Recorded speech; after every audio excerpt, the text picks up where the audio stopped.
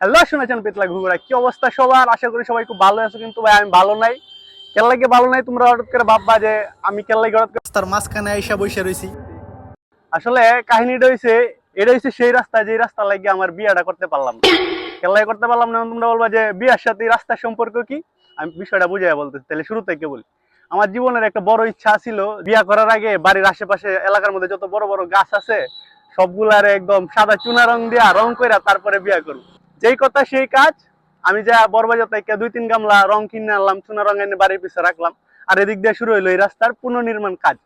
আবার এই রাস্তার নির্মাণ কাজ যারা দেওয়া হয়েছে ঠিকাদার, সে হচ্ছে আবার মানবতার ফেরিওয়ালা কন্টেন্ট ক্রিয়েটর। সে ওই ঠিকাদার কন্টেন্ট ক্রিয়েটর করছে কি, এই রাস্তার যে বাজেট ছিল এই বাজেটের একটা অংশ এক অসহায় ব্যক্তিরা দান করে এটা ফেসবুকে ভিডিও বানায় ছাইরা দিছে।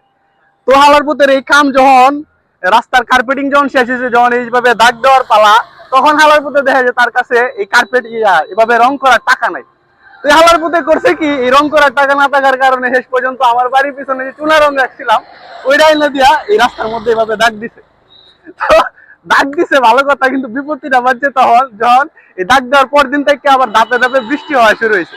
বৃষ্টি হওয়ার কারণে করছে কি, যে এই রাস্তার যে রং এটা আস্তে আস্তে উঠে চলে গেছে। বিশ্বাস করেন ভাই, রাস্তা বানাইছে 15 দিনও হয় না, এই দাগ দেওয়া হয়েছে।